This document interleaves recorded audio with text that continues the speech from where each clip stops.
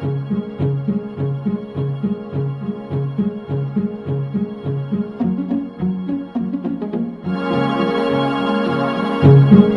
first step in figuring out how to purchase a business is figuring out the structure of how we want to purchase it. There's a bunch of different ways that you can structure the transaction. There's mergers, there's an outright asset purchase, a stock of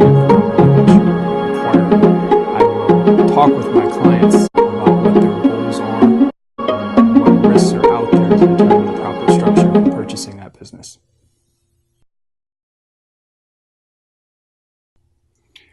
Sometimes clients will come to me and they've already agreed on the purchase price and they're looking for help negotiating the rest of the details. But sometimes I will help figure out that purchase price, and there's a number of different ways to determine that purchase price. For example, one of the ways is to just value the assets and subtract the liabilities, and that's what your purchase price would be. Another way to value it is to look at the free cash flow of the business, and then there's a certain multiplier depending on the type of industry that can help determine that purchase price. But it all boils down to what the buyer's willing to pay and what the seller's willing to accept.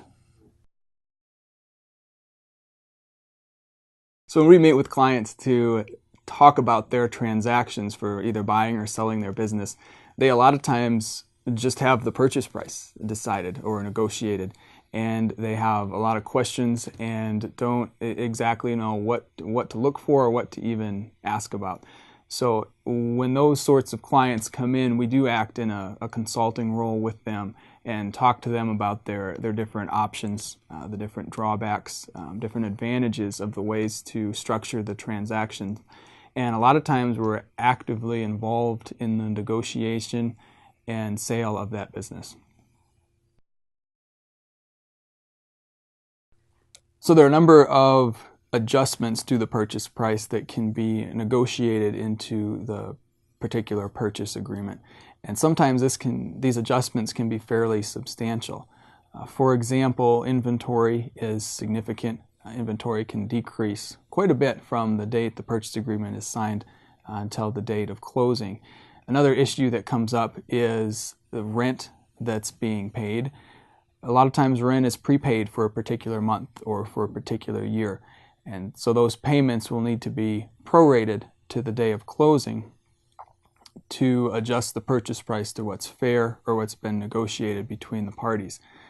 There can be a significant problem if this hasn't been addressed in the purchase agreement, because you can get to the day before closing and this issue comes up and the parties risk not being able to close the next day due to a dispute on how to make these prorations.